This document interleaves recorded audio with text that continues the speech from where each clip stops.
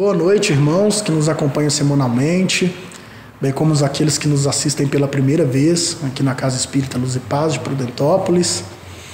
Mais uma vez reunidos aqui, distantes fisicamente, mas muito próximos mentalmente, unidos em vibração, né? Para que possamos levar um pouquinho, conversar um pouquinho sobre o Evangelho dessa semana.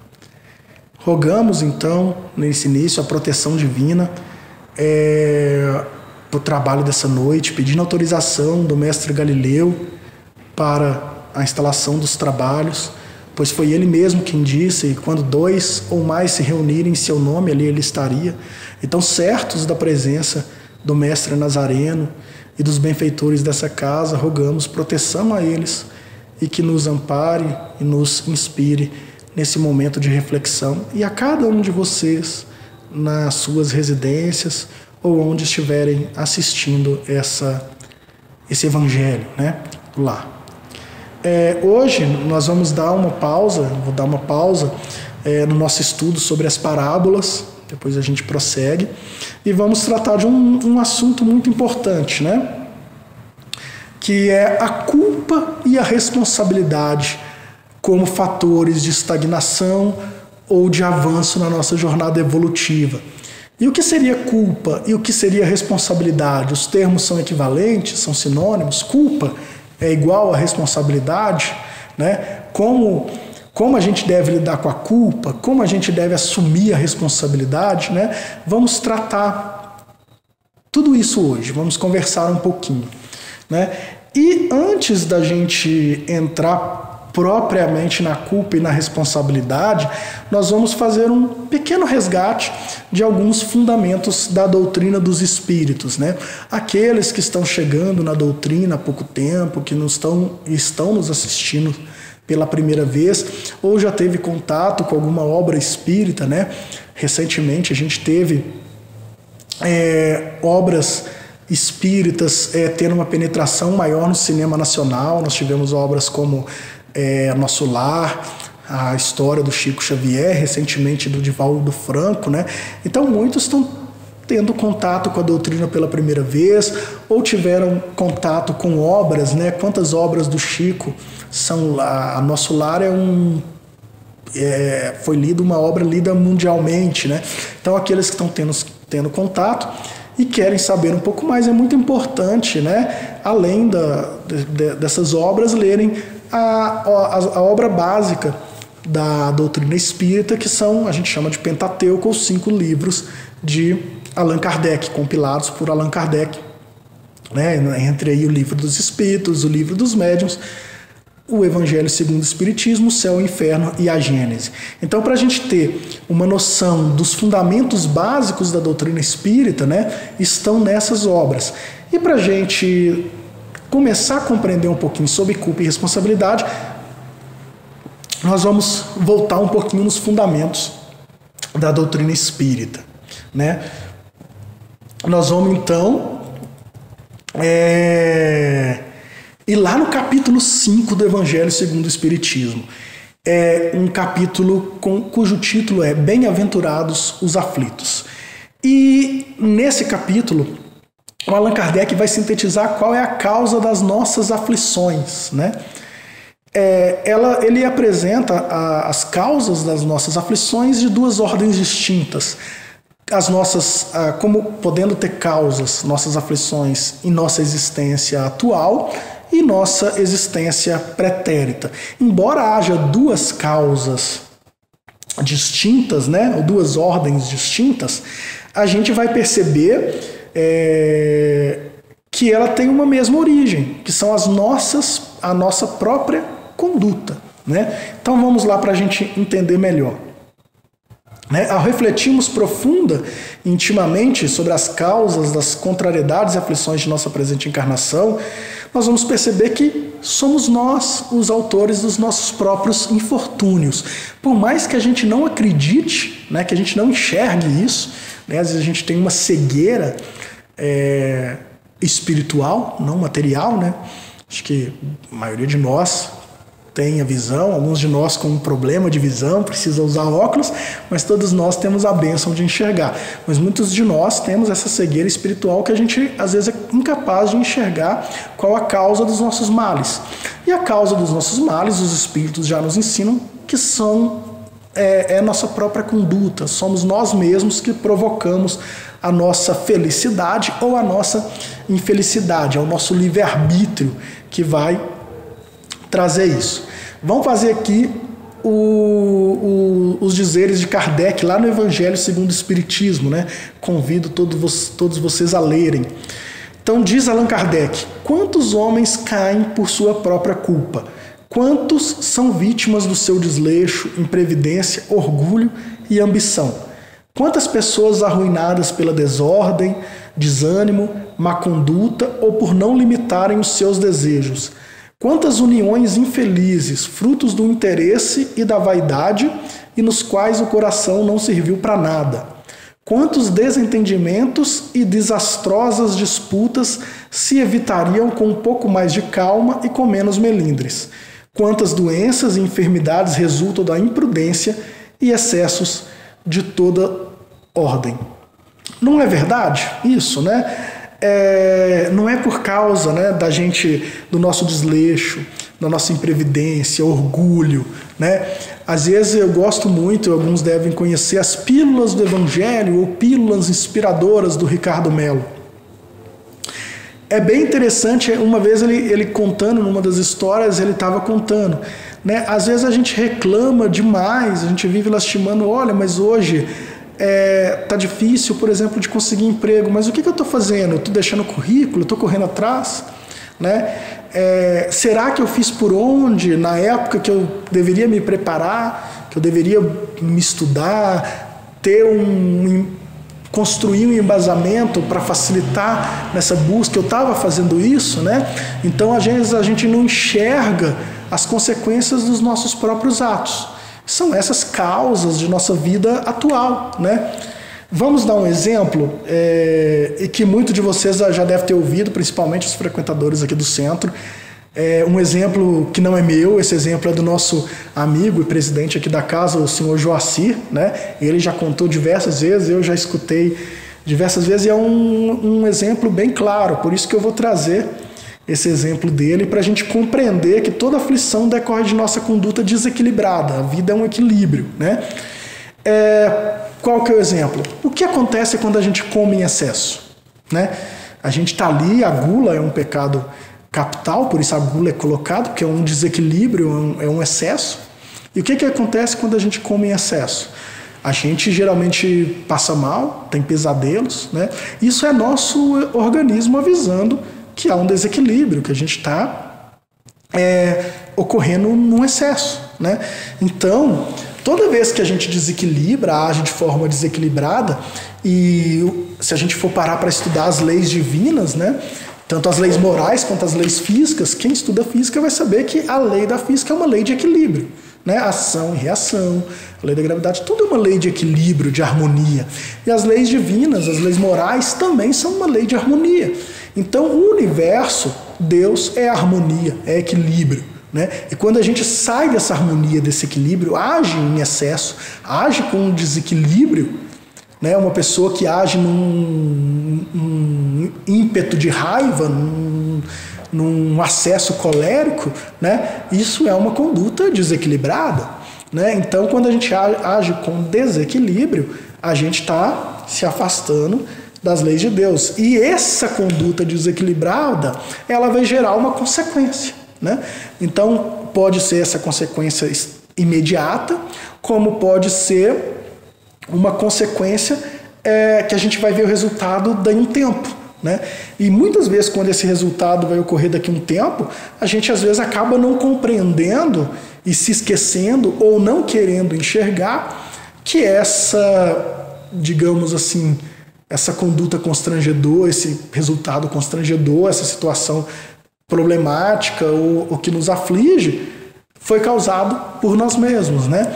Uma pessoa, por exemplo, que está sempre reclamando da vida, uma pessoa que sempre ela trata mal as pessoas que estão à sua volta, né, e é grossa, é descortês com todo mundo, o que vai acabar acontecendo no futuro, às vezes próximo, ou às vezes vai demorar um pouco? Ela vai acabar se sentindo sozinha, vai acabar ficando, as pessoas vão se afastando, né? E muitas vezes ela não percebe que foi ela que afastou as pessoas.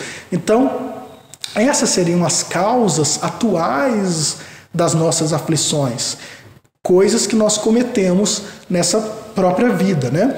Foi causado pela nossa própria conduta.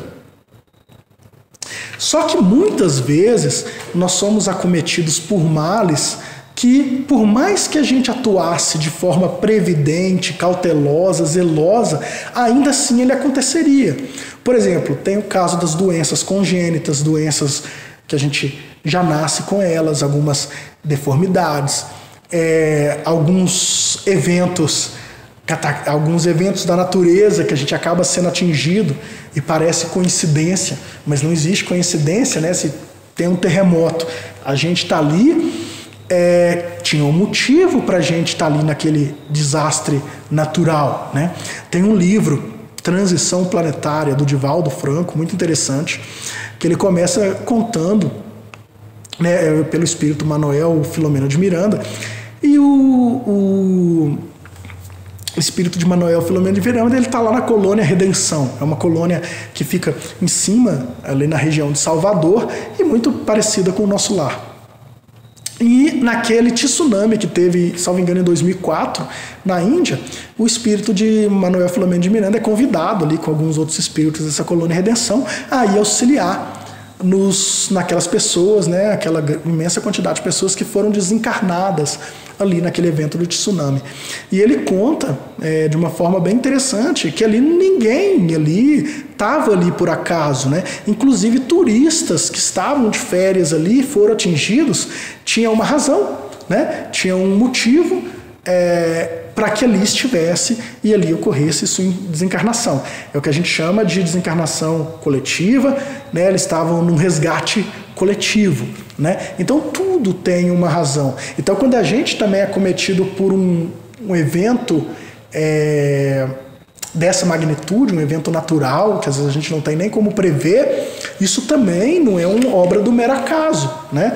Nesses casos é que a gente está diante do que o Kardec vai chamar de causas anteriores. Então, quando sucede um evento na nossa vida, uma aflição, que aparentemente a gente poderia tomar todas as cautelas que ela iria ocorrer, é porque provavelmente a causa dessa aflição está em vidas passadas, em vidas anteriores. Essas as duas ordens das causas aflições que Kardec coloca, né?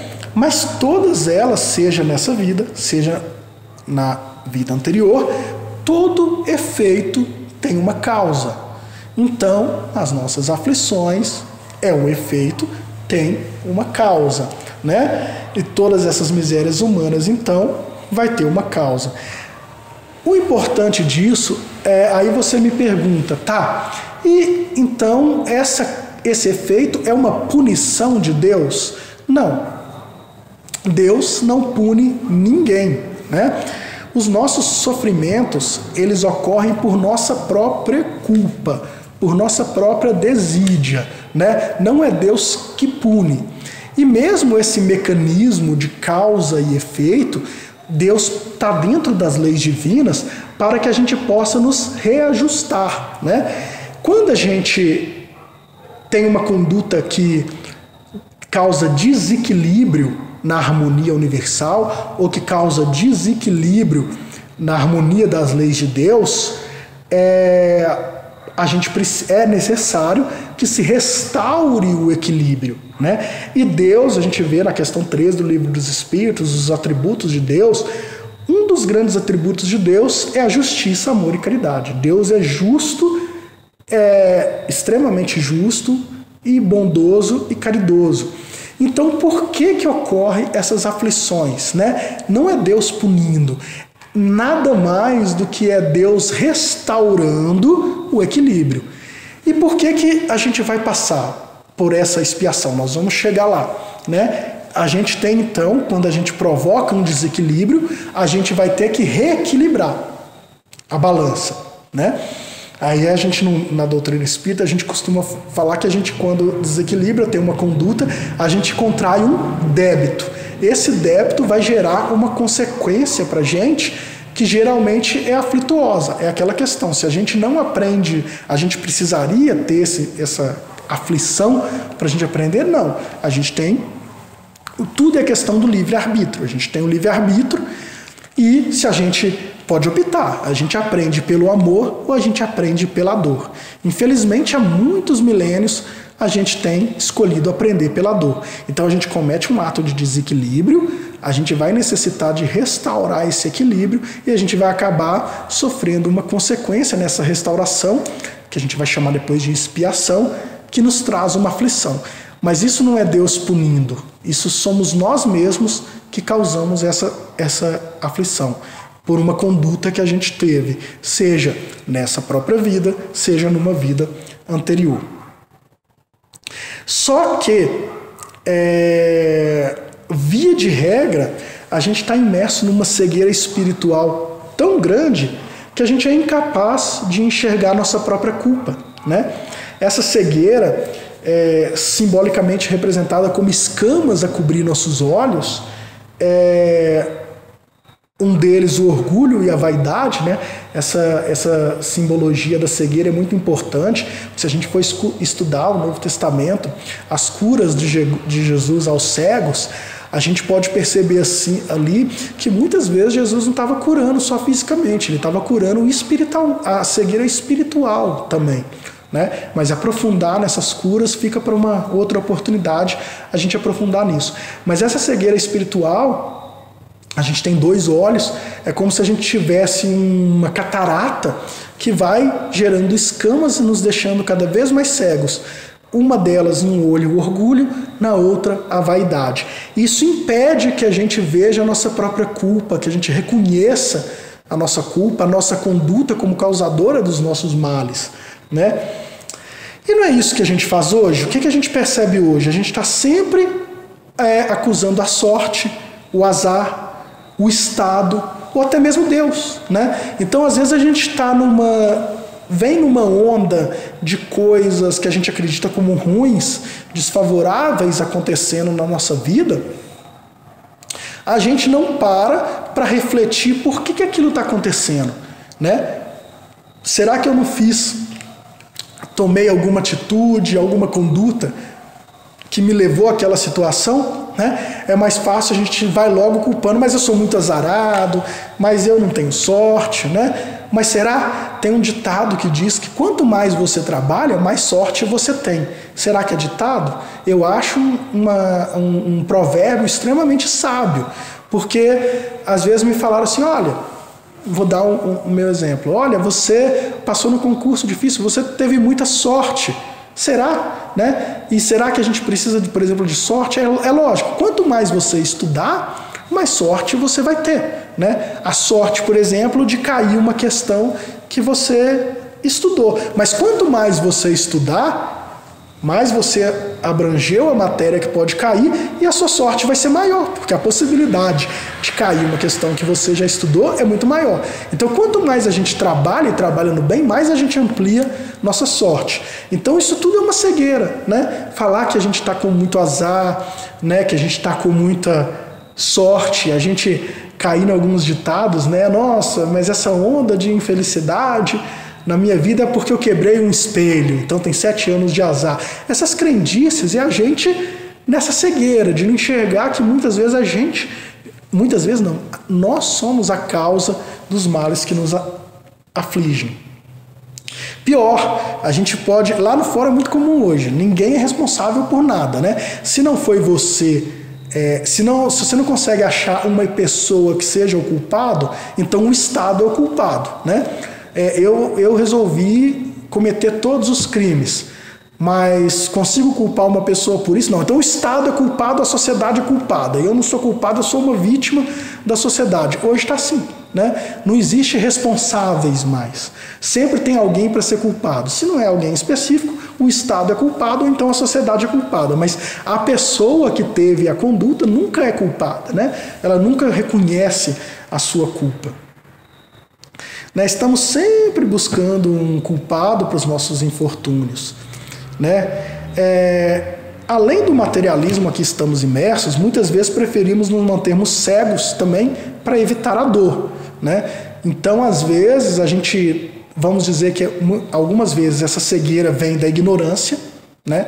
E aí menos mal, é porque eu nunca tive um conhecimento, eu ainda estou dentro de uma ignorância e não consigo ainda reconhecer as minhas atitudes, as consequências das minhas atitudes, o mal que as minhas atitudes causam para outras pessoas, o desequilíbrio na harmonia universal que a minha atitude causa, eu não consigo perceber isso. Então é uma cegueira pela ignorância. Em outras vezes, essa cegueira, a gente já tem capacidade, a gente consegue perceber, mas é porque eu não quero. Por quê?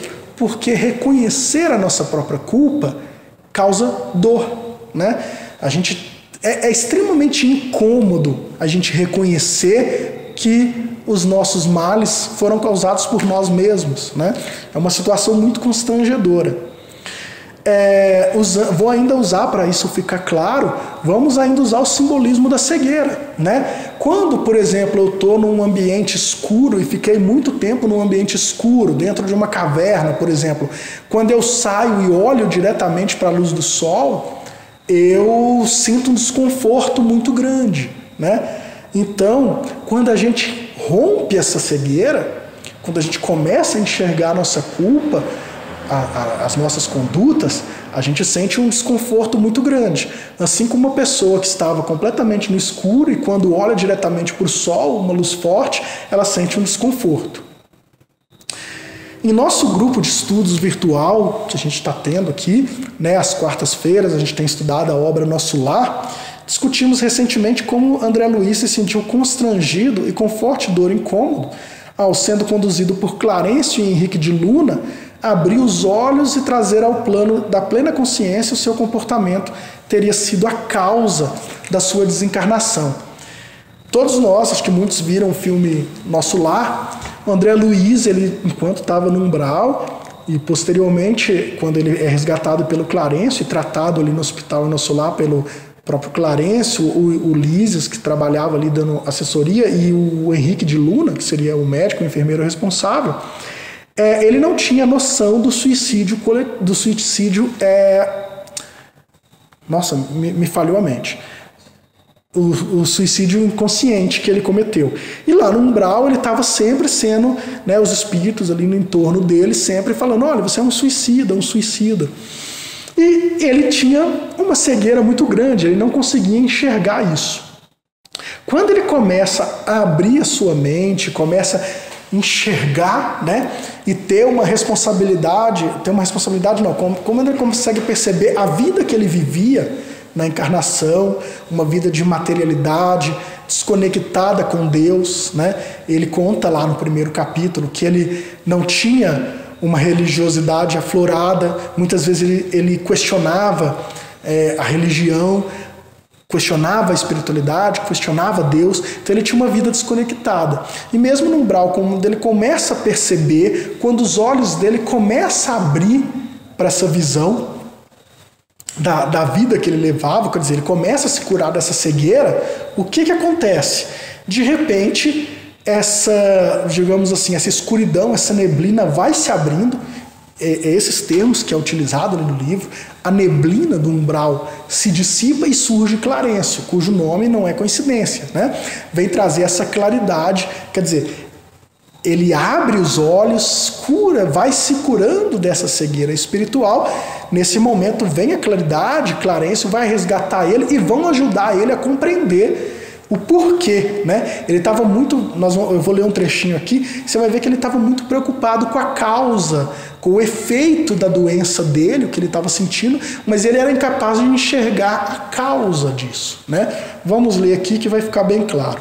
Então diz André Luiz no capítulo 4 da obra Nosso Lar: deparava-se-me, porém, agora outro sistema de verificação das faltas cometidas. Não me isso porque a gente pulou aqui, não dá para a gente ler a obra inteira, mas ele fala que na encarnação dele, o sistema dele de verificar a falta cometida era o sistema da justiça dos homens, era o sistema de crime, né? Então nós vamos ver que a visão dele muda. Ele abre os olhos, a percepção dele vai mudar. Então não me defrontam tribunais de tortura, nem me surpreendiam abismos infernais. Contudo, benfeitores sorridentes comentavam minhas fraquezas como quem cuida de uma criança desorientada, longe das vistas paternas. Aquele interesse espontâneo, no entanto, feria minha vaidade de homem. Talvez que, visitado por figuras diabólicas a me torturarem, de tridente nas mãos, encontrasse forças para tornar a derrota menos amarga. Todavia, a bondade exuberante de Clarencio, a inflexão de ternura do médico, a calma fraternal do enfermeiro penetravam-me fundo o espírito. Não me dilacerava o desejo de reação, doía-me a vergonha, e chorei. Rosto entre as mãos, qual menino contrariado e infeliz, pus-me a soluçar com a dor que me parecia irremediável. Não havia como discordar. Henrique de Luna falava com sobejas razões. Por fim, abafando os impulsos vaidosos, reconheci a extensão das minhas leviandades de outros tempos. A falsa noção da dignidade pessoal cedia terreno à justiça. Perante minha visão espiritual, só existia agora uma realidade torturante. Era verdadeiramente um suicida. Perdera o ensejo precioso da experiência humana, não passava de náufrago a quem se recolhia por caridade. Fica claro, então, aqui duas coisas. Primeiro, ele abre os olhos e enxerga que a conduta dele foi o que ensejou a doença dele, que levou a sua desencarnação, ao seu óbito. Por isso temos suicídio indireto, né? Então agora ele nos narra aqui que agora ele era incapaz de enxergar essa situação e que a conduta dele foi a causa do óbito, da doença que o levou a óbito, né? E reconhecer isso, por mais que ele estivesse ali amparado por toda a ternura e fraternidade do Clarencio, do Lísias, do Henrique de Luna, isso doía muito para ele. Então, muitas vezes, a gente não abre os olhos, a gente tem condições de abrir os olhos, mas a gente não abre os olhos porque isso causa uma dor, um desconforto muito grande. Mas até o que André Luiz vem nos trabalhar é que a gente deve enfrentar essa dor agora e reparar isso para que a gente possa nos melhorar, né? É certo, então, que nossa consciência tende sempre a nos alertar sobre as nossas escolhas e condutas contrárias à lei de Deus. Conforme a gente se infere da questão 621 do Livro dos Espíritos, a lei de Deus está gravada em nossa consciência.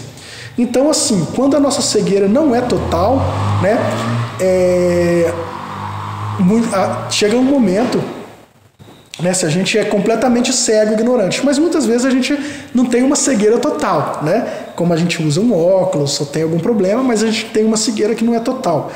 Esse sentimento de culpa que a gente tem, ou de remorso, que nos incomoda, é a sinalização de que a gente está em desequilíbrio e que a gente precisa fazer alguma coisa, tomar atitude para mudar ou reformar as nossas atitudes e o que a gente chama de reforma íntima.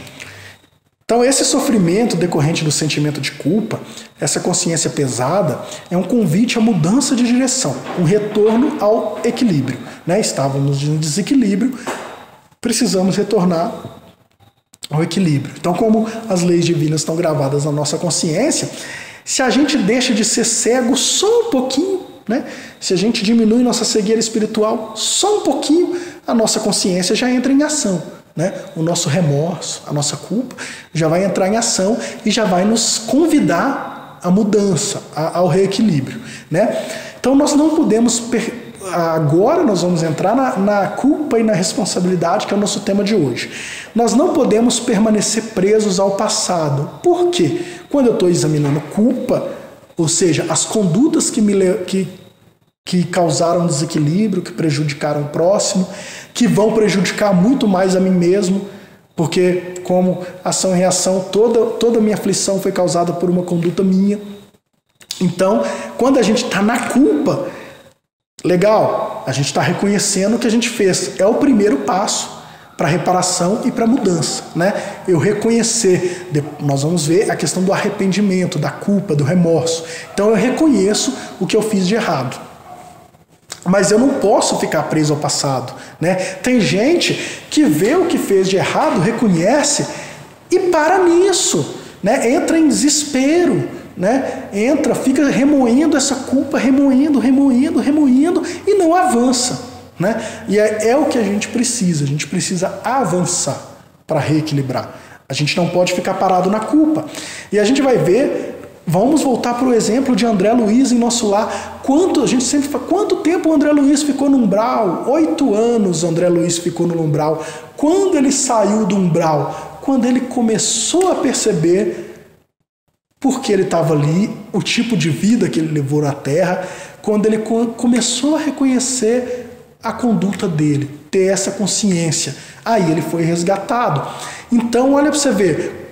A gente ficar preso nesse sentimento de culpa, remoendo, sem avançar, a gente vai ficar paralisado ali. É preciso ir além. Então, o que a gente precisa? O que é esse ir além, né? Esse ir além da culpa é a responsabilidade. O que a gente precisa fazer, então, é assumir a responsabilidade, que é coisa que a gente não tem hoje, né? O que a gente falou ali no início? Qual que é o comportamento que a gente mais vê? A ausência de culpa, atribuir culpa, responsabilidade a outra pessoa. Então eu não sou culpado por nada. Tudo que aconteceu é culpa de outra pessoa. Se eu estou doente, é culpa de outra pessoa. Se minha vida está em desalinho, minha vida não está boa, é culpa das pessoas que têm inveja de mim. Então é assim, a gente sempre está procurando um culpado, está sempre procurando um responsável para as nossas desditas, para os nossos infortúnios. E somos sempre nós mesmos. E a gente precisa ir um passo além, que é assumir a responsabilidade pelos nossos erros.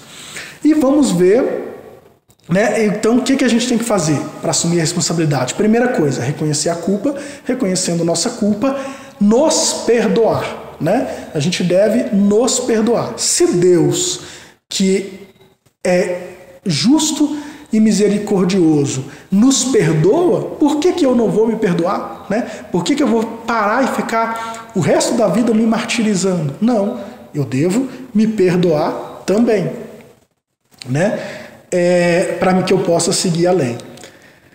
A doutrina espírita, libertadora por natureza, ela nos liberta da culpa e nos permite ir além, nos permite assumir nossa responsabilidade.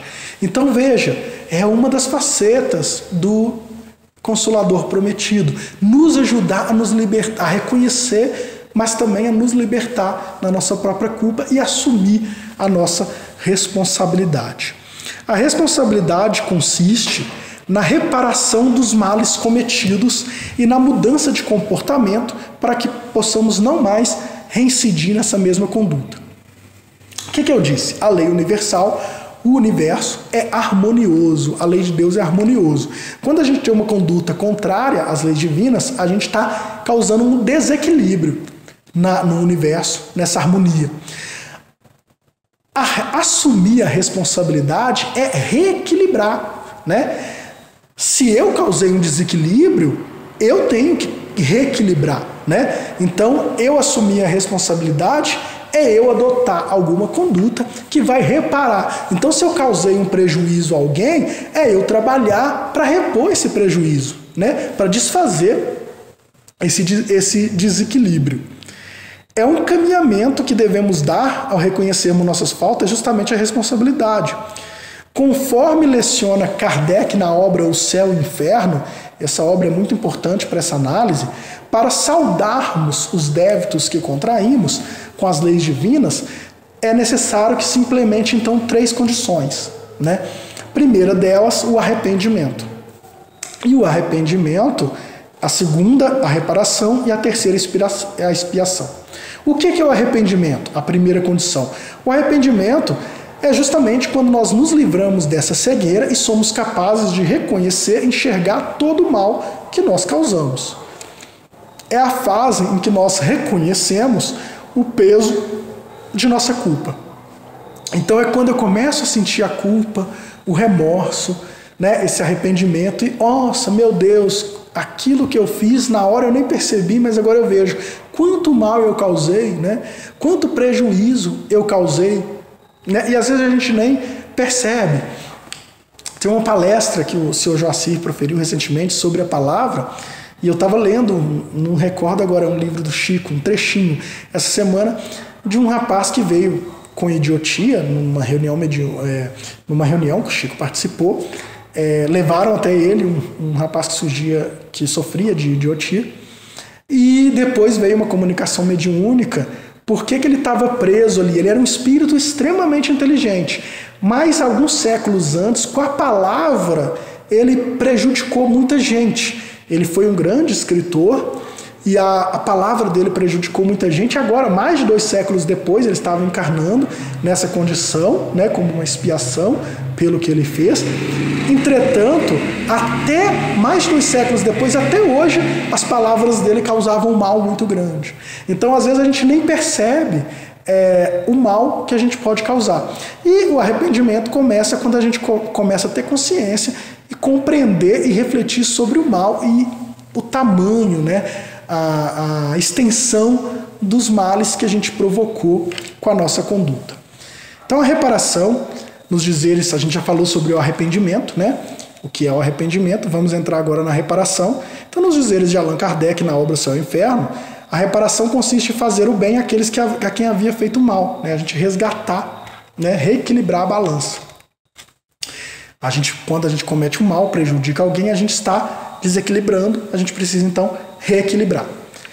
E como diz Allan Kardec, quem não repara os seus erros numa existência, por fraqueza ou má vontade, achar-se-á numa existência ulterior em contato com as mesmas pessoas que de si tiveram queixas, e em condições voluntariamente escolhidas, de modo a demonstrar-lhes reconhecimento e fazer-lhes o tanto bem quanto o mal lhes tenha feito. Nem todas as faltas acarretam prejuízo direto e efetivo. Em tais casos, a reparação se opera, fazendo-se o que deveria fazer e foi descurado, cumprindo os deveres desprezados, as missões não preenchidas, praticando o bem em compensação ao mal praticado, isto é, tornando-se humilde se foi orgulhoso, amável se foi austero, caridoso se foi egoísta, benigno se foi perverso, laborioso se foi ocioso, útil se foi inútil, frugal se foi intemperante, trocando em suma por bons os maus exemplos perpetrados. Então veja, não é só de ordem material, né? A gente pode provocar o mal de várias espécies e a gente vai ter que reparar esse mal, restaurar o equilíbrio anterior. E não precisamos então desencarnar, e muitas vezes a gente pensa, nossa, então quando eu desencarnar eu vou reparar o mal que eu fiz, né?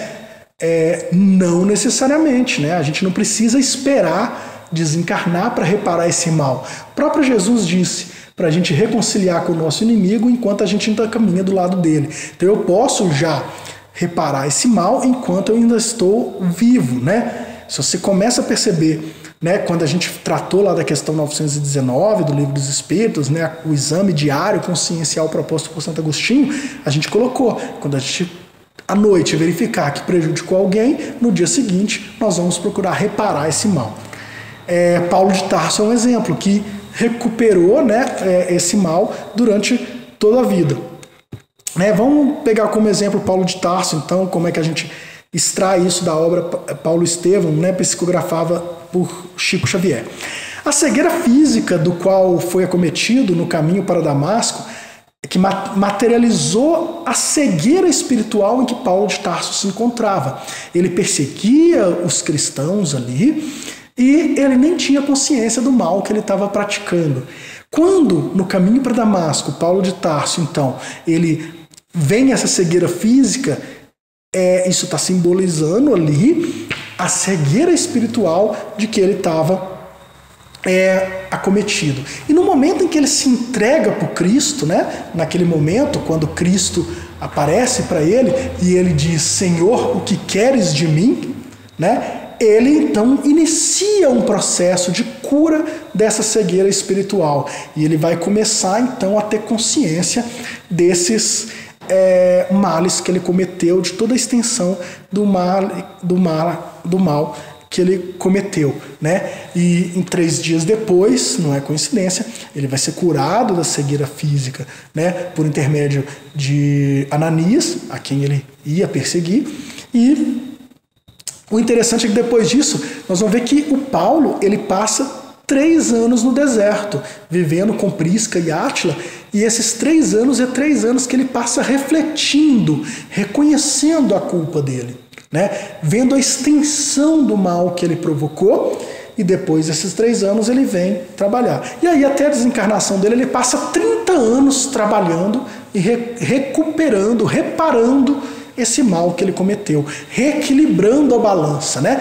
Ele tanto, quando ainda era Saulo, perseguiu os cristãos ali e estava desequilibrando as leis divinas, a harmonia das leis divinas. Depois ele passa, depois desse momento de cura da sua cegueira, 3 anos de reflexão, né, reconhecendo a sua culpa, refletindo sobre ela, sobre a extensão dos danos que ele levou. Ele passa 30 anos restabelecendo o equilíbrio. Então ele passa 30 anos trabalhando pelo progresso, pela disseminação das ideias do Evangelho de Cristo. Então estava reparando o mal que ele cometeu. Então é possível a gente reparar esse mal durante a nossa própria encarnação, né? E percebemos também nesse exemplo do Paulo de Tarso, né, que mesmo com a reparação, nossas dívidas somente serão resgatadas com a expiação. Então, as 3 fases que nós colocamos, né, as 3 condições, os 3 requisitos que está lá no livro Céu e Inferno, num capítulo denominado Código Penal da Vida Futura, a gente pode tratar especificamente sobre isso numa outra oportunidade, as 3 condições: o arrependimento, depois a reparação e a expiação. É como se fosse 3 estações que você tem que percorrer para chegar no objetivo, né? Para quitar ou resgatar suas dívidas, ou zerar seus débitos, como a gente fala na doutrina espírita. Então, é necessário a expiação. E Paulo passa por essa expiação, né? Então, é comum. Então, inevitavelmente, nós vamos expiar o mal que causamos. Isso é inevitavelmente, né? Não adianta a gente ser ingênuo e pensar, olha, está na lei divina, eu vou reparar o mal e não vou expiar. Não, você vai expiar. O que pode acontecer dependendo, se eu me dou de coração, se eu passo a praticar o amor na reparação, Deus reconhece isso, porque Ele é justo, e Ele pode até atenuar, diminuir o sofrimento, diminuir essa expiação, né? Mas jamais você vai ter isento, né, a isenção da sua expiação, tá certo? Então, quando a gente procede à reforma íntima e os trabalhos com amor nessa reparação, o que acontece? A gente atenua a nossa carga, né, o nosso karma expiatório. Quanto mais aumentarmos nossa fortaleza moral, trabalhando nessa reparação, mais levemente a gente passa por essas expiações, né? E vai chegar uma hora que eu vou trabalhar com tanto amor ao próximo, com tanta vontade de reparar, de fazer o bem, que a minha expiação eu não vou nem sentir, né? Eu estou fazendo aquilo com tanto gosto que eu não vou nem sentir a expiação. Minha fortaleza moral já é tão grande, né, que eu não vou sentir isso. Agora, de outra forma, aqueles espíritos que insistem em se manter na cegueira espiritual, que não querem reconhecer as suas culpas, que estão há bastante tempo, por exemplo, seja aqui na encarnação, ou no umbral, por exemplo, então eles sofrendo, mas não querem reconhecer sua culpa, ainda acham, né, que estão ali se comprazendo dessa situação. Esses, a providência divina também, como um fator para ajudá-los na sua evolução, vai inverter um pouco a ordem. Então, às vezes, eles vão ser submetidos a uma expiação compulsória. Então vai inverter essa ordem, a reparação vai vir depois. Então a gente sabe, muitas vezes, muitos de nós podemos estar aqui por uma reencarnação programada e muitos também vão estar aqui por uma reencarnação compulsória. E também nesse caso, que são aqueles que ainda estão numa cegueira espiritual, digamos assim, esses vão sofrer também uma expiação compulsória. E esses vão estar submetidos a resgates extremamente penosos, extremamente difíceis, né? Que essa alteração nessa ordem, digamos assim, pela providência divina, é justamente para que, pela dor da prova difícil, eles possam, digamos assim, atentar ou despertar para curar essa cegueira, para abrir os olhos e reconhecer a sua situação, a sua conduta anterior e a sua culpa, e assumir a responsabilidade, né? Então, nesses casos, a reparação virá posteriormente. Então, depois, quando ele tiver nessa expiação dura, reconhecer, se preparar, aí Deus vai dar a oportunidade para eles repararem, né? Quando ele já estiver preparado para assumir a responsabilidade. A nossa reflexão de hoje, então, nos conduz à importância de abrirmos nossos olhos para as escolhas que fazemos e percebendo que adotamos condutas equivocadas, ruins, em desarmonia com a lei divina, causadoras de desequilíbrio, possamos reconhecer a nossa culpa e, sobretudo, assumir a nossa responsabilidade, trabalhando para reparar o mal que causamos e mudando atitudes para não reincidirmos no mesmo erro. Então, olha, pratiquei um mal. Tem como eu reparar aquele mal? Não tem. Mas, por exemplo, uma pessoa que cometeu um homicídio, digamos assim, tem como ele trazer aquela pessoa à vida? Não tem. Mas tem como ele reparar esse mal. Como? Ele vai passar a se dedicar a pessoas vítimas de crime, a pessoas com doenças, ele vai se doar aos demais. Ele vai estar, de certa maneira, reparando o mal que ele cometeu. Um livro que eu sugestiono para quem quiser ler do Divaldo, psicografado pelo Divaldo Frango, chama Sexo e Obsessão, se não me engano, né? Doutor? Isso, não é? Você também leu esse livro.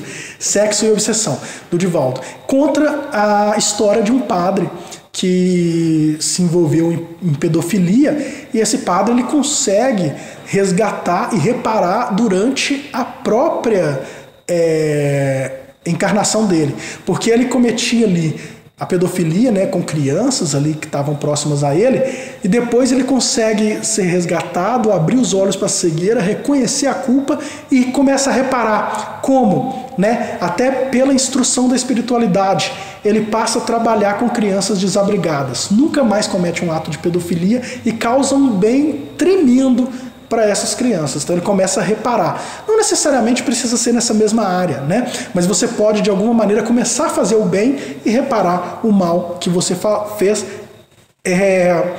resgatando o equilíbrio, restaurando o equilíbrio. Então, para a gente, né, encerrar esse tema que a gente quis falar hoje sobre culpa e responsabilidade, trazer um exemplo aqui que vai deixar bem claro, né? Até vamos usar um exemplo do leite derramado, né, que criou aí uma expressão bem famosa.